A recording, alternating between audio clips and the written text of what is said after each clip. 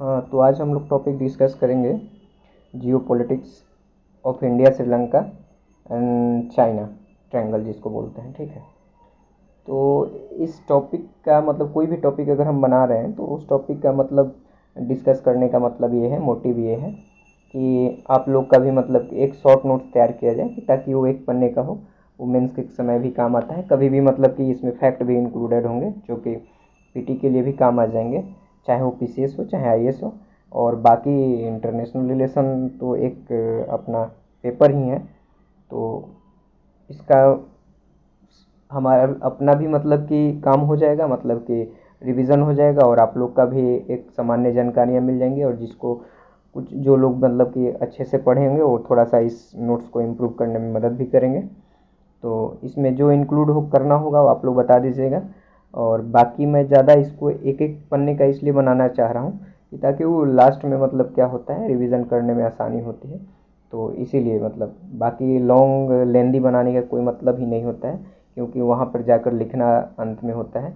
और लिखने का मतलब है कि अपने माइंड से ही लिखना होता है, तो सब टॉपिक याद होना चाहिए, सिनॉप्सिस याद होना चाहिए। तो सिनॉप्सिस बनाने का तरीका हमको यही लगा। बाकी आप लोग रिफॉर्म अगर इसमें कुछ होना है तो आप लोग बता सकते हैं कमेंट में। ठीक है, तो आगे बढ़ते हैं इसमें कि चाइना's growing presence in Sri Lanka is generating concern about the Indo-Sri Lanka bilateral relationship. Okay, तो मतलब कि चाइना का बढ़ता प्रभाव श्रीलंका में वो इंडिया पे कैसे इम्पैक्ट करेगा। ठीक है, श्रीलंका और इंडिया के रिलेशनशिप पे कैसे प्रभाव पड़ेगा। तो इसका इंट्रो देखिए, China presence in Sri Lanka effect Indo Sri Lanka bilateral agreement. ठीक है, तो बायलेटरल एग्रीमेंट पे कैसे इम्पैक्ट पड़ेगा। तो इम्पैक्ट पड़ेगा तो चाइना कहाँ कहाँ पड़ेगा, तो इकोनॉमिक सेक्टर में भी पड़ सकता है, कल्चरली भी पड़ सकती है, मिलिट्री के रूप में भी पड़ सकता है। ठीक है, टेक्निकल असिस्टेंस भी हो सकते हैं। तो ये इम्पैक्ट क्या है, ये इम्पैक्ट है। ठीक है, अब आइए देखते हैं, आगे देखते हैं कि मेजर चैलेंजेज इंडिया श्रीलंका में क्या है, क्या होंगे। तो मेजर चैलेंजेज में क्या होंगे, तो एक भाई ट्रस्ट डिफिसिट है। तो ट्रस्ट डिफिसिट का मतलब आप लोग कितने लोग को पता होगा और कितने लोगों को नहीं पता होगा, तो कोई बहुत बड़ी बात नहीं है। ठीक है, कि ट्रस्ट डेफिसिट क्या होता है, तो मैं बता देता हूँ कि ट्रस्ट डेफिसिट का मतलब होता है कि the lack of trust, at least a necessary level of trust for healthy and sustainable relationship. मतलब किसी के बीच में, किसी दो कंट्री के बीच में, चाहे वो देखिए दो कंट्री की ही बात नहीं करें। देखिए इंटरनेशनल रिलेशन समझने का सबसे आसान तरीका है कि आप अपने पड़ोसियों से सीखिए, आसपास के लोगों से सीखिए कि हमारा रिलेशनशिप कैसा होता है। मतलब कुछ चीज़ें सीखा जा सकता है, बाकी हर चीज़ें मैं नहीं बोल रहा हूँ कि अंतर्राष्ट्रीय स्तर पर जो हो रहा है वो अपने लेवल पर भी हो, लेकिन मैं एक आसान तरीके उसमें समझा रहा हूँ कि ट्रस्ट समझने की ट्राई कर रहा हूँ कि जैसे ट्रस्ट है एक दूसरे के बीच में, जैसे एक लोगों को दूसरे लोगों के बीच में, मतलब कि आपस में भाई के बीच में, भाई भाई के बीच में ट्रस्ट होनी चाहिए।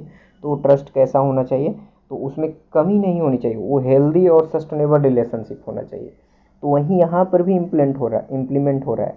ठीक है, एक हेल्दी होना चाहिए और सस्टेनेबल रिलेशनशिप होनी चाहिए कि ताकि वो लंबे समय तक चले, किसी के बहकावे में ना आए। तो यहाँ पे ट्रस्ट डेफिसिट का मतलब वो उसी में कमी आ रहा है, इसलिए आएगा, तो वही चीज़ है। फिर आगे फिशरमैन इशूज़ है, फिशरमैन इशूज़ भी है इंडिया और श्रीलंका के बीच में, बार बार आए दिन होता है।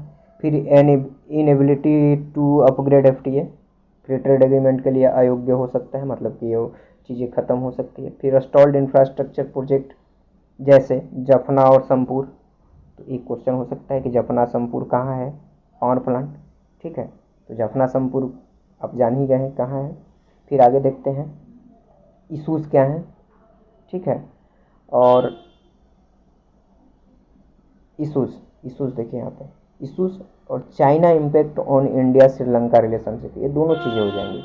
ठीक है, तो how the growing cloud of the China affect India Sri Lanka relationship. Okay, तो इंडिया श्रीलंका रिलेशनशिप पे क्या चाइना का प्रभाव पड़ेगा। ठीक है, तो ये देखिए मेरीटाइम सिक्योरिटी की बात की जा रही है, जो कि एक इसको कह सकते हैं स्ट्रेटजिक स्ट्रेटजिक ठीक है, स्ट्रेटजिक भी कह सकते हैं। ठीक है, तो स्ट्रेटजिक रूप से इंडिया और मैरीटाइम रूप से भी सिक्योरिटी पे मतलब कि थ्रेट है। फिर दूसरा चीज़ क्या है कि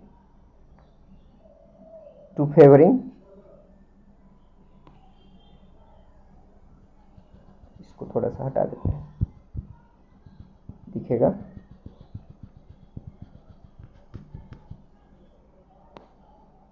हाँ, to threat maritime security, to favoring China over India, in favour of China. तो इम्पैक्ट ऑन ट्रेड पे होगा, ट्रेड पे क्या होगा, और हाँ, in favour of China to undermining India, India's influence in the island nation. Island nation पे मतलब कि इंडिया का इन्फ्लुएंस होना चाहिए चाइना के अकॉर्डिंग। और चाइना के तहत, चाइना भी मतलब कि आइलैंड पे, कुछ कुछ आइलैंड पे हुआ है कि वहाँ पे अपना दावा करता है, ये सब चीज़ें, ठीक है। लेकिन इंडिया को ये नहीं करना चाहिए, क्योंकि इंडिया का जो फॉरेन पॉलिसी है वो किसी के सॉवरेनिटी में दखलंदाजी देने का नहीं है, ठीक है। इम्पैक्ट ऑन ट्रेड, तो इंडिया के ट्रेड पर भी इम्पैक्ट पड़ेगा श्रीलंका के साथ, ठीक है। फिर कैसे, कौन कौन से ट्रेड है, फैब्रिक और टेक्सटाइल का ट्रेड है जो चाइना सप्लाई कर रहा है instead of India and Pakistan के अलावा सप्लाई कर रहा है वहाँ पे श्रीलंका में, तो वहाँ पर भी इम्पैक्ट पड़ेगा, ठीक है। फिर impact on cultural relationship, cultural relation पे, जैसे तमिलनाडु और श्रीलंका का सबसे ज़्यादा मतलब कि पीपल टू पीपल कंटेक्ट है। बहुत सारे तमिलनाडु जो तमिल लोग हैं जो कि श्रीलंका में भी हैं, और सिर्फ बहुत सारे श्रीलंका जो कि भाषाएं मिलती जुलती हैं। पीपल टू कंटेक्ट मतलब कल्चरली, इस कल्चरल रिलेशनशिप का मतलब भाषा मिलनी चाहिए, पोशाक मिलनी चाहिए, खान पान भी मिलता है। तो ये तमिलनाडु वाले एरिया पे मिलते हैं, जिसमें वो बाधा आ सकती है चाइना के प्रेजेंस से, ठीक है ना। People to people contact, hindrance from economic political instability, ठीक है। तो ये सब चीज़ें हैं। फिर आगे देखिए, आगे क्या है कि इम्पोर्टेंस क्या है चाइना इंडिया का रिलेशनशिप में इम्पोर्टेंस क्या है। तो एक किस किस एरिया में कॉपरेशन है, तो पॉलिटिकली एक आप लोग ने मित्रत्व मेगा प्रोजेक्ट सुना होगा, तो मित्रत्व मेगा प्रोजेक्ट में सुने होंगे, तो उसमें है, ठीक है।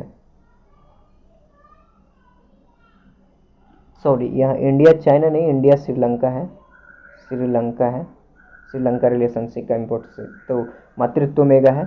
फिर economic largest trade partnership SAARC का, कल्चरल बुद्धिज्म, कल्चरली बुद्धिज्म से रिलेटेड है। हाँ, एक चीज़ और है कि सार्क, सार्क का मतलब क्या है, आप लोग समझ रहे हैं सार्क? नहीं समझ रहे हैं तो बता देते हैं कि सार्क का मतलब क्या है।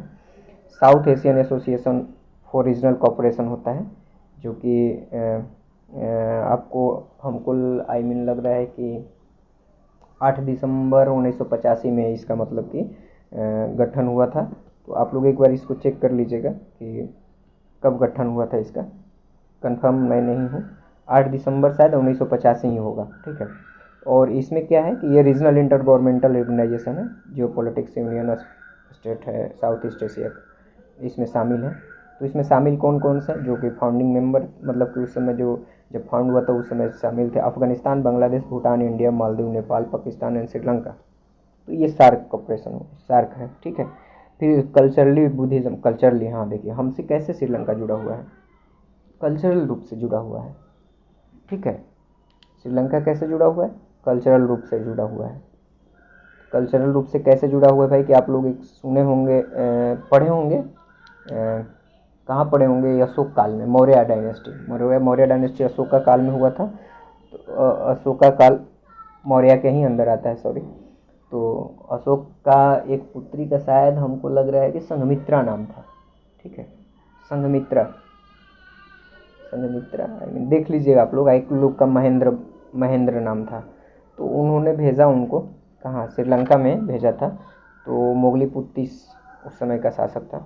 तो उस समय से ही मतलब बुद्धिज़्म का चलन आ रहा है श्रीलंका में। तो आज देखेंगे बहुत अधिकतर लोग मतलब श्रीलंकाई लोग बुद्धिस्ट हैं, बुद्धिज़्म को फॉलो करते हैं, ठीक है।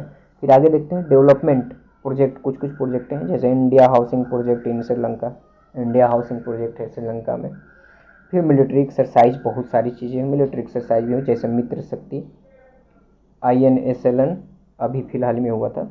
और रिसेंट सबसे इम्पोर्टेंट चीज़ है कि देखिए पीटी के दृष्टिकोण से, चाहे वो पीसीएस हो चाहे आईएएस, आपको देखिए ये पीटी के दृष्टिकोण से पूछ सकता है कि ये कहाँ कहाँ पे है। जैसे ट्रिंकोमाली ऑयल टैंक है, ट्रिंकोमाली ऑयल टैंक हो गया, रिन्यूएबल एनर्जी प्रोजेक्ट हो गया, ठीक है, श्रीलंका में। फिर क्रेडिट लाइन हो गया, जैसे फॉर फ्यूल एंड फूड के लिए, फ्यूल और फूड के लिए क्रेडिट लाइन तैयार किया गया है। एसएनटी हो गया फॉर 3 इयर्स। जैसे एसएनटी में क्या आएगा भाई, वेस्ट वाटर टेक्नोलॉजी है, बायोटेक्नोलॉजी है, ठीक है, एग्रीकल्चर सस्टेनेबल है टेक्नोलॉजी है, ये सब है चीज़ें। फिर $400 जो होता है वो क्रेडिट स्वयं फैसिलिटी दिया गया है इंडिया के द्वारा। फिर रोड मैप तैयार किया गया है किसके, इंडिया के श्रीलंका के लिए। फिर यही चीज़ें हैं, ये रिसेंट डेवलपमेंट हुआ है इंडिया द्वारा, तो इन सब चीज़ों पे इम्पैक्ट पड़ सकता है, ठीक है। तो ये सब बहुत मतलब हानि होगी इंडिया का, तो यही चीज़ है। फिर आगे देखिए कि क्या क्या हो सकता है। तो फाइनेंशियल क्राइसिस, हाँ एक टॉपिक है, फाइनेंशियल क्राइसिस आया था वहाँ पे श्रीलंका में ना, तो वहीं डेब्ट ट्रैप की बात की गई थी। तो आगे बढ़ते हैं।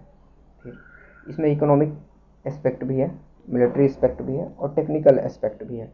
तो चाइना लार्जेस्ट फॉरेन इन्वेस्टर है, जिसमें हम्बनटोटा पोर्ट है, मटाला पोर्ट है, कोलंबो पोर्ट सिटी है, प्रोजेक्ट यहाँ पे अपना वो किया है, ठीक है। फिर चाइना क्या करता है अपना, मतलब मिलिट्री सेल करता है मॉडर्न आर्मामेंट शिप्स, ठीक है। Chinese deployment research vessels in Indian ocean में बढ़ गया है उसका प्रभाव।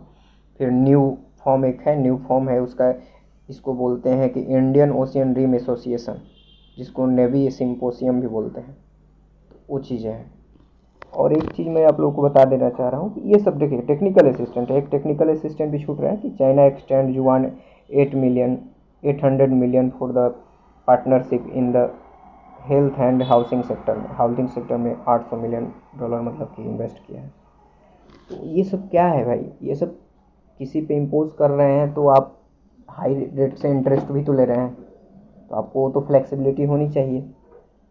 यही रीज़न है, तो इससे इंडिया पे बहुत ज़्यादा इम्पैक्ट, इंडिया में कंसर्न होगा। अब मान लीजिए कि वो श्रीलंका में जब इन्वॉल्व होगा तो उसका मतलब कि हिंद महासागर में भी मतलब कि इन्फ्लुएंस बढ़ेगा, इन्वॉल्वमेंट बढ़ेगा। तो हिंद महासागर में जब बढ़ेगा तो ऑफकोर्स है कि स्ट्रेटजिक रूप से इंडिया के लिए खतरा होगा, ठीक है। मतलब एक इंडिया के कंसर्न में मैं बात कर रहा हूँ और इंडिया के पर्सपेक्टिव से बात कर रहा हूँ, ठीक है। बाकी ये देखिए कि इंडिया के श्रीलंका के साथ एक कल्चरल रिलेशनशिप भी है, तो वहाँ पे राम सीता का टेम्पल भी है, ठीक है। नंबर फिर है आपको बुद्धिस्ट का भी मतलब कि वहाँ पे बहुत ज़्यादा है, ठीक है, मंदिर है, टेम्पल वम्पल वगैरह। टेम्पल क्या मतलब कि बुद्धिस्ट रिलीजियस का मतलब ज़्यादा प्रमोट किया गया है, प्रमोट हुआ है। फिर ट्रेड इन्वेस्टमेंट भी है, बिल्डिंग कनेक्टिविटी किया गया, फिशरमैन का इशू रिजॉल्व करना चाहिए, तो यही सब है। तो ये है एक एस्पेक्ट। कल्चरल के साथ साथ कुछ इशू भी हैं, जैसे फिशरी इशू है और बाकी ऊपर में 2 कल्चरल हैं, तो यही है। बाकी इसमें जो भी फॉल्ट होगा उसको आप लोग बताइएगा। इतना ही, नेक्स्ट वीडियो में मिलते हैं फिर।